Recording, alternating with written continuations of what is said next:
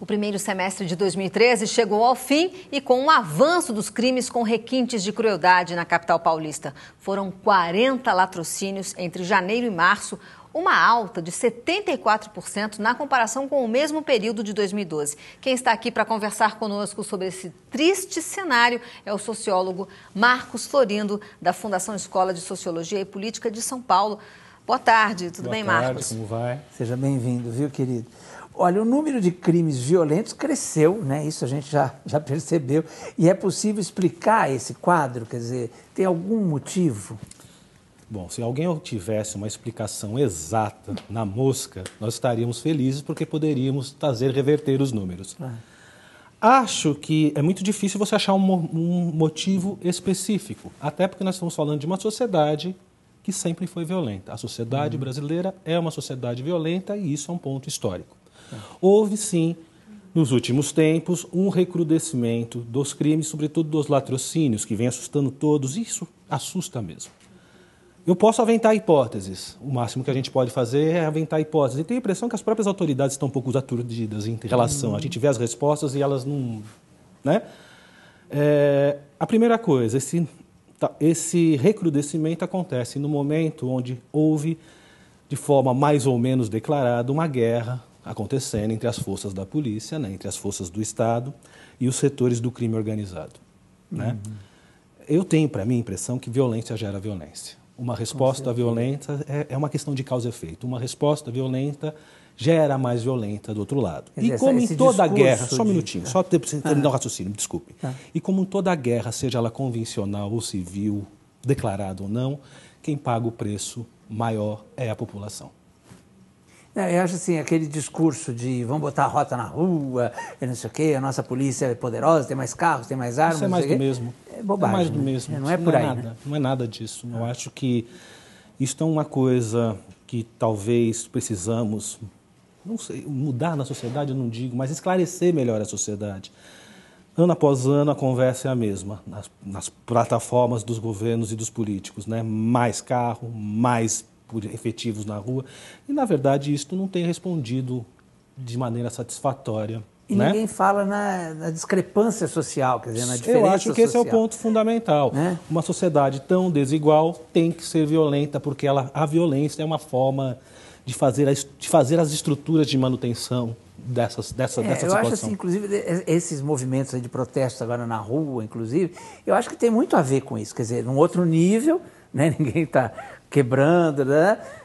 Os que não estão quebrando, mas ao mesmo tempo... E a própria resposta da polícia, de alguma maneira, foi muito violenta no começo. Exatamente. Não é? Né? Mas isso de uma maneira orquestrada pelo Estado, né? Eram vândalos e precisavam ser reprimidos, até que a polícia, por ser filmada por todos os ângulos, demonstrou que a arbitrariedade acontece dos dois lados, na verdade. Né? Eu acho que a resposta é assim, a sociedade, né? Está insatisfeita. Agora, alguns, claro, vão protestar legalmente e outros vão... vão ter medo de trancar-se dentro de casa, que talvez seja uma resposta muito triste, né? Na verdade, é de fora o íntimo pessoal, ninguém pode dizer para a pessoa, não se preocupe, ou então, não, fique dentro de casa mesmo. Mas eu acho que é a pior solução. Né? A gente precisa de uma sociedade com mais oportunidades. Isso. O Marcos, o pior é que quando a pessoa se tranca dentro de casa, infelizmente o assaltante também entra nessa casa, né? A gente viu aí vários condomínios, até prédios serem assaltados. Sim. Agora a gente mostrou também no início do programa essa onda de assaltos a restaurantes. E o que deixa a gente também muito assustada é esse latrocínio, que é o roubo seguido de morte. A gente vê vários depoimentos de pessoas que entregaram tudo e o ladrão vai... Eu posso também aventar uma hipótese. Mata a pessoa, né? Sem certeza nenhuma, porque isso é uma coisa que demanda estudo. Né? E como as coisas estão acontecendo agora, as pessoas ficam mais ou menos sem saber quais são a resposta correta e eficaz. Mas a questão do latrocínio, parece que o conceito está mudando. O que é um latrocínio? Tecnicamente, um roubo que não deu certo. Né? O latrocínio é um roubo que não deu certo, porque o objetivo do ladrão é roubar a pessoa. Né? Se a pessoa reage, acontece alguma coisa, ele mata e acaba nem roubando. Parece que está mudando o conceito.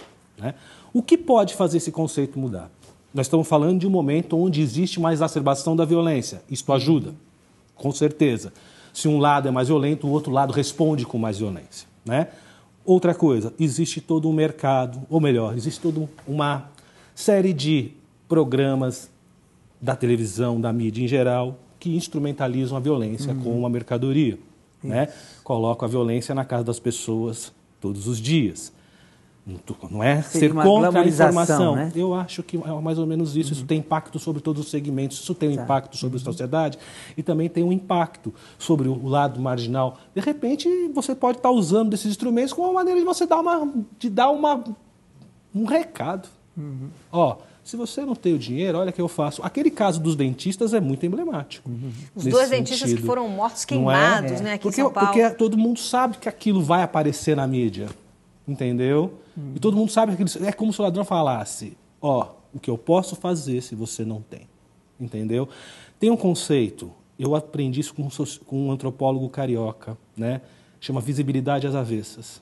Entendeu? Nós vivemos numa sociedade da visibilidade, onde as pessoas precisam aparecer para ser. Que parece um pouco o que está nesses reality shows também.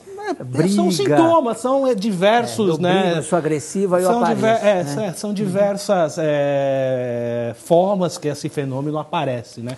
É uma sociedade onde, para ser, precisa ter e aparecer, né? Agora, eu queria pensar um pouco do outro lado. Só deixa eu terminar, senão não consigo matar esse conceito, bom, né? Desculpa. Quando a gente fala visibilidade às avessas, nós estamos falando de segmentos sociais que são invisíveis, né? Vivemos numa sociedade onde há um hiato muito grande e que arranjam de aparecer pelo avesso, pelo lado cruel, né?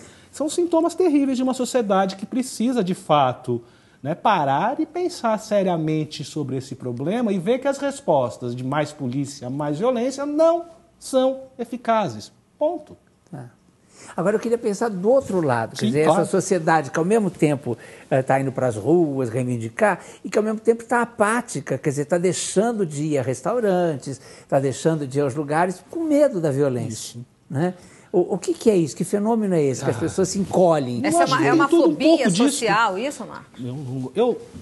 Eu usei o termo sintoma, fobia, surto. Eu não gosto desses termos que tratam, né, que tentam medicalizar as relações de sociedade. Claro. Historicamente, isso foi utilizado não muito de forma devida pelo poder ao longo do tempo, né? O vírus do comunismo, o vírus disso, o vírus daquilo.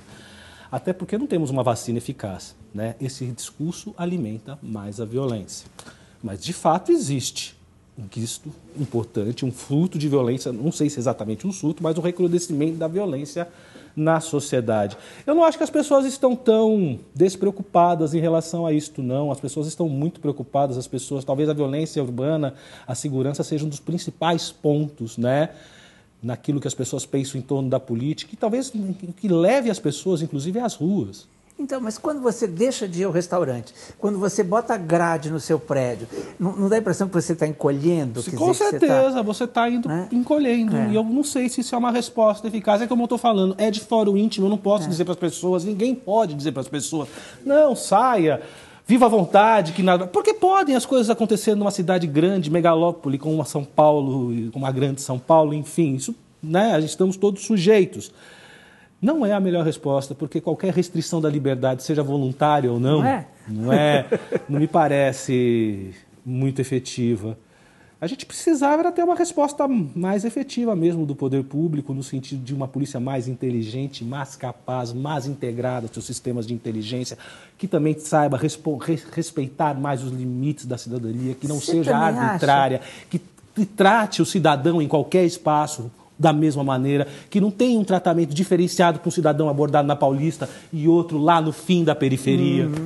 Entendeu? Só que essas coisas são históricas, elas não se desarticulam do dia para a noite. Nós estamos falando de uma sociedade que teve a violência e que tem a violência como uma marca histórica. Mas não sei se você falou aí de falta de inteligência da polícia. E me chama muito a atenção isso, porque eles falam tanto, vamos fazer, o secretário vem para a televisão e fala, mas você não vê nunca um planejamento de inteligência. Fica sempre armas, carros, não sei o quê.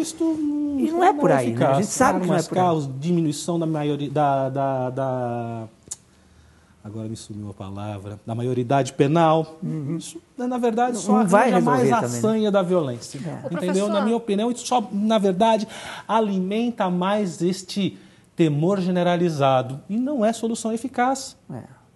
Pois é, professor, olha, você tocou num ponto que eu achei muito interessante, que é essa visibilidade às avessas, né? Falou aí desses dois crimes que chocaram a gente, que foram... Eu não me lembro se eu também...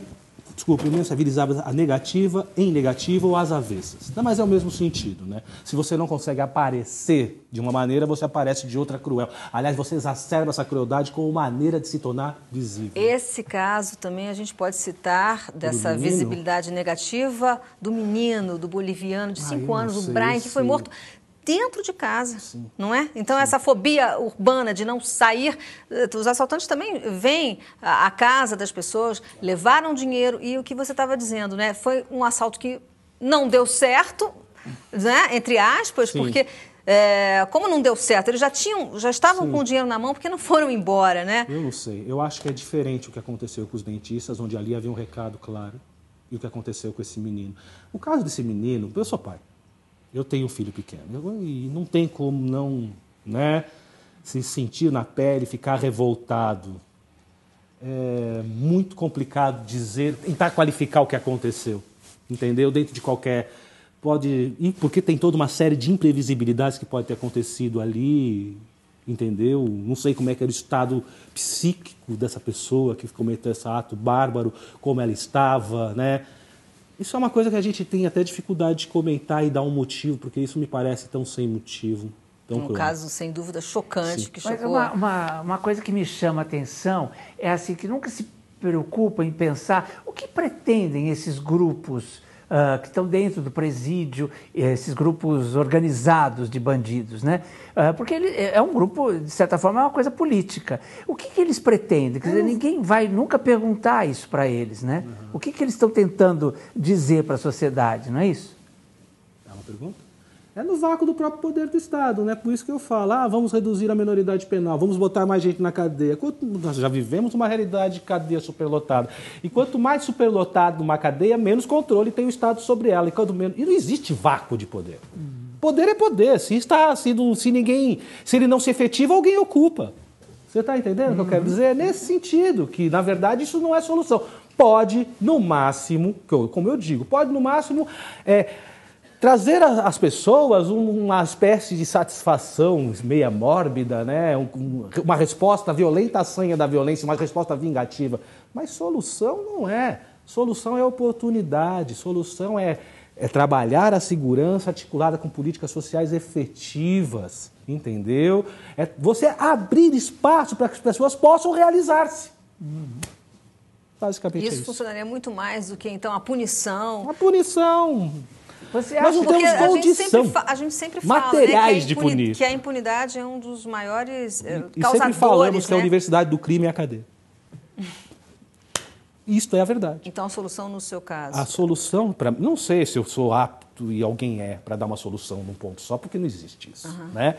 Mas uma sociedade menos desigual, onde os setores conversem mais, onde os territórios não sejam tratados de forma diferente, onde a ação da polícia seja uma coisa nos jardins e outra coisa lá na vila mais afastada, né? Onde as pessoas tenham oportunidades a uma educação de qualidade, programas sociais que efetivamente permitam que as pessoas tenham perspectiva.